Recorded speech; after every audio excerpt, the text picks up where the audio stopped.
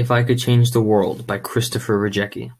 If I could change the world, I would make changes that would hopefully lower the single motherhood rate, especially in the US. First, I'll explain why I'm making this. I believe that two-parent homes are the best choice for children, with clear exceptions of abuse or divorce where the child and family suffers. No one is worse due to where they come from, and that is not what I'm saying.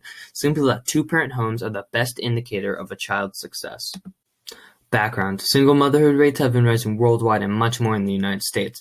Before the Civil Rights Act, single motherhood was at 10%, but has now risen to 40.8% for all, and is even higher among other groups.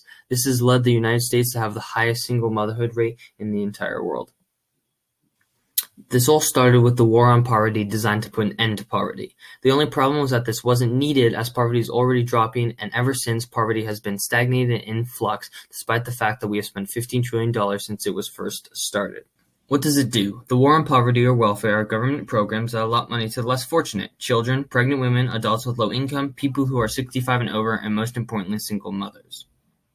What it led to: simplified welfare lets a man leave his financial and personal responsibility of his family, while at the same time incentivizing people not to improve their economic status or marry that could help them do so. Expanded: when women receive welfare, fathers can opt out of their role in the home. It discourages marriage because the mother has no need to marry, as if she does so unemployed, she will lose welfare benefits, something she may not want, as welfare is a stable economic status, though marriage is a positive with more income and easier class mobility.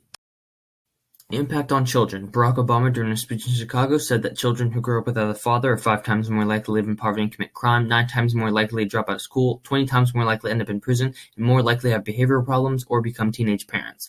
On the left, you can see that single mothers are contacted more for their child's behavioral issues.